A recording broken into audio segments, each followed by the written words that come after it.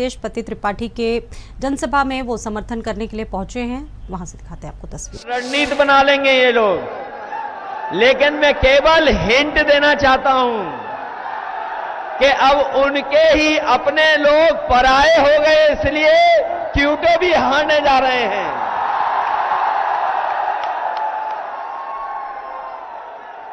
ये लोकसभा का चुनाव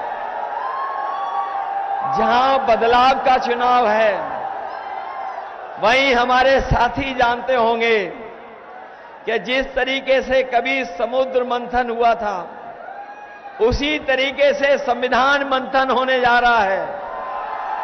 एक तरफ तो वो लोग हैं जो संविधान बदलना चाहते हैं, और इधर इंडिया गठबंधन और टीएमसी और हम सब वो लोग हैं जो संविधान की रक्षा करके संविधान को बचाना चाहते हैं। जहां संविधान बचाने की लड़ाई है, वहीं मैं अपने किसान भाइयों को याद दिलाना चाहता हूं, ये भारतीय जनता पार्टी के लोगों ने कहा था कि आपकी आय दोगुनी हो जाएगी, लेकिन 10 साल में किसी किसान की आय दोगुनी नहीं हुई।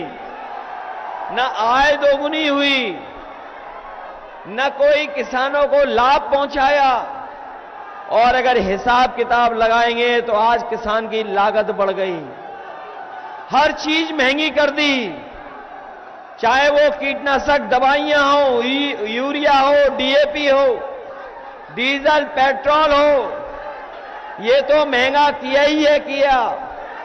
लेकिन बताओ 10 साल में खाद की बोरी से चोरी हुई है कि नहीं हुई है?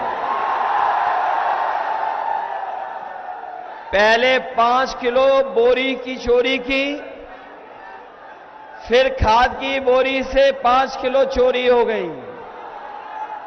बताओ कितने किलो चोरी हुई है खाद की बोरी से? जब मैं चोरी के बारे में सोचता हूं तो मुझे याद आता है पार्ले जी का बिस्किट का पैकेट। हमारे साथियों ने देखा होगा बाजार में, बताओ पहले कितना बड़ा आता था बिस्किट पैकेट, और जैसे जैसे महंगाई बढ़ी और उन्होंने मुनाफा कमाया, बताओ पैकेट कितने बिस्किट का हो गया? 5 का हो गया कि नहीं हो गया? ये बीजेपी वाले आ गए तो इतनी महंगाई बढ़ाएंगे कि आपको पार्ले जी का बिस्किट पैकेट भी 1 बिस्किट का मिलेगा। इसलिए सावधान हो कि नहीं हो सावधान। डीजल पेट्रोल जहां महंगा हुआ है, वहीं बताओ 10 साल में आपकी मोटरसाइकिल कितनी महंगी हो गई। पहले कितने रुपए की आती थी और आज कितने रुपए की आ रही है? 1 लाख की हो गई क्या? 1 लाख की। न केवल महंगाई बढ़ाई है इन्होंने, हमारे नौजवान जो मेहनत कर करके पढ़ लिख करके परीक्षा देने जाते थे, जब भी परीक्षा देने गए तो जब परीक्षा दे करके घर लौटे हमारे नौजवान, हमारे छात्र नौजवानों को पता होगा कि इन सरकार के सब पेपर लीक हो गए, परीक्षाएं रद्द हो गई, और कोई एक परीक्षा रद्द नहीं हुई है, 10 से ज्यादा परीक्षाएं रद्द हुई हैं। और केवल अगर हम परीक्षा रद्द होने की वजह से जितने नौजवानों का भविष्य अंधकार में डाला इन्होंने, वो लगभग 60 लाख बच्चे हैं, 60 लाख नौजवान हैं, और ये 60 लाख नौजवान सब इस सरकार के खिलाफ हैं। 60 लाख बच्चों के मां बाप भी इनके खिलाफ हैं। तो सोचिए अगर 60 लाख खिलाफ हैं और उनके मां बाप को भी जोड़ दें, एक परिवार से 3 लोग सरकार के खिलाफ हैं, तो अगर 60 का गुणा हम कर देंगे 3 में, तो बताओ 1 करोड़ 80 लाख लोग इनके खिलाफ हैं कि नहीं हैं? और यही 1 करोड़ 80 लाख अगर 80 लोकसभाओं का भाग दे दोगे तो हर लोकसभा से 2,25,000 वोट कम हो गया बीजेपी का। बताओ कैसे मुकाबला करेंगे? केवल वोट कम नहीं हुआ है, जिन जिन लोगों ने वैक्सीन लगवाई है उनकी जान भी खतरे में है। और जब से ये खुलासा हुआ है कि वैक्सीन जिन जिन के लगी है उनकी जान, उनको बीमारी और दिल की बीमारी भी ज्यादा होगी, तब से दिल्ली वालों ने जो वैक्सीन का सर्टिफिकेट था उससे अपनी फोटो गायब कर दी है।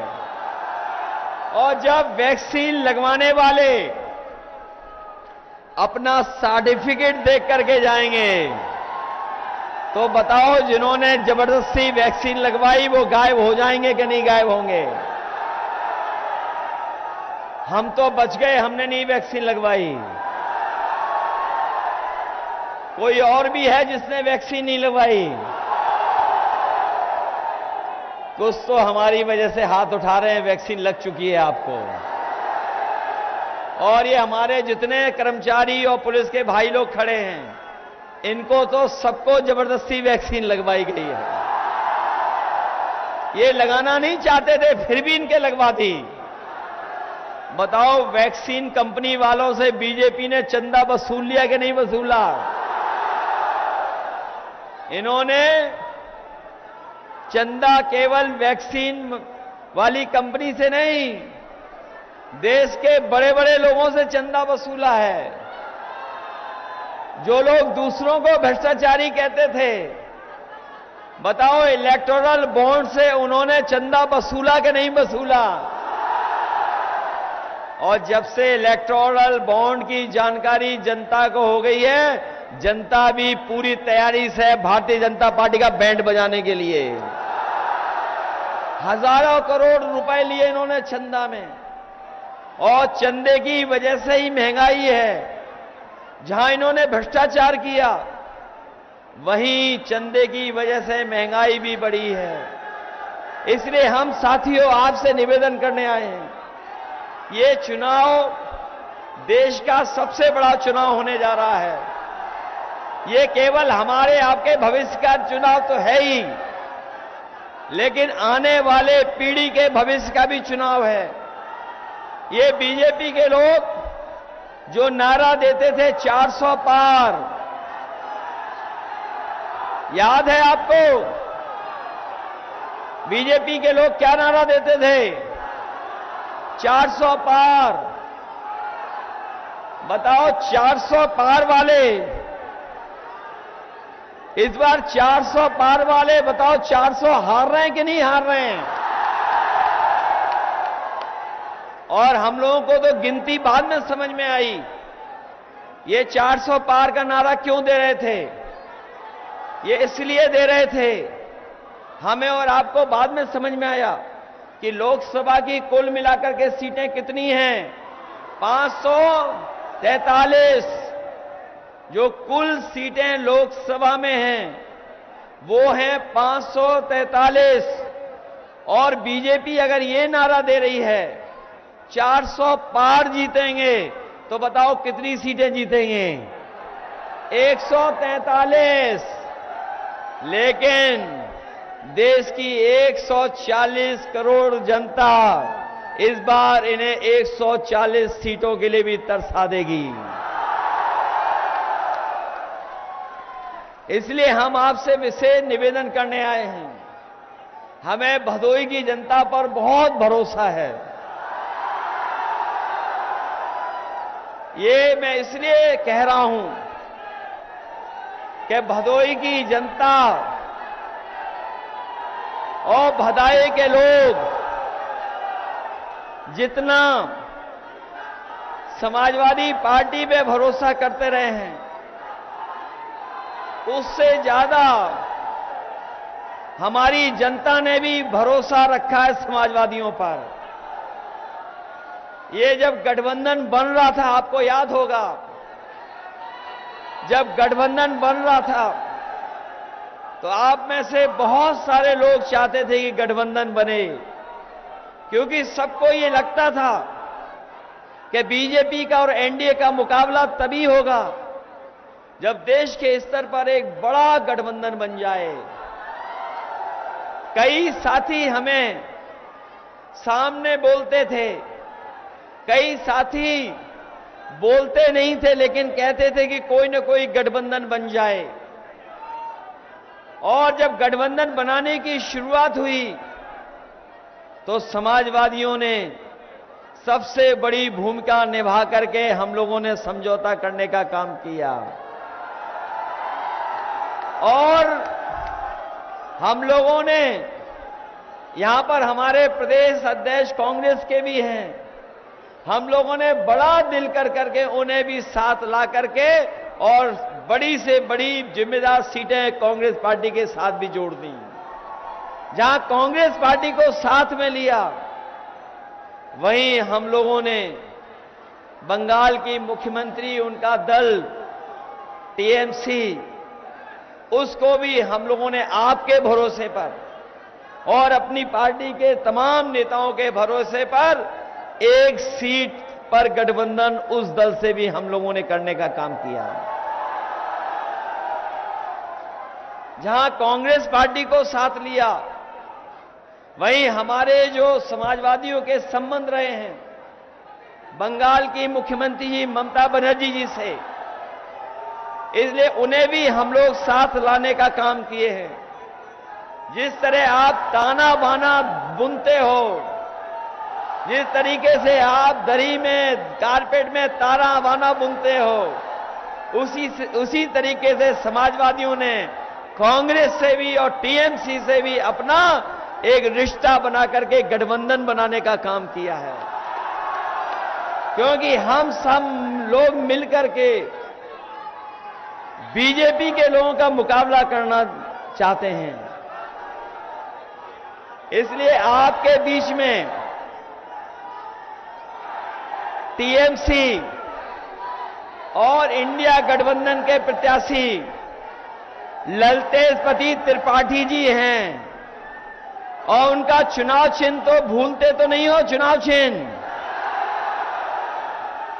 इनका चुनाव चिन्ह क्या है ये बताइए आप लोग। आपको याद है कि नहीं याद है? यही है ना चुनाव चिन्ह, भूल तो नहीं जाओगे। जाना साइकिल से, लेकिन बटन कौन सी दबाओगे आप? किस नंबर पे है बटन इनकी? 7 नंबर पर। ये 7 नंबर वाला बटन मत भूलना। ये जो 7 नंबर होता है बहुत महत्वपूर्ण नंबर है।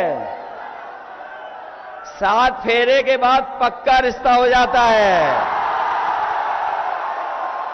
इसलिए ये चुनाव चिन्ह तो नहीं भूलोगे आप। आप लोग जहां समझ गए हो वहीं। और अभी आपको लिए चलेंगे सीधा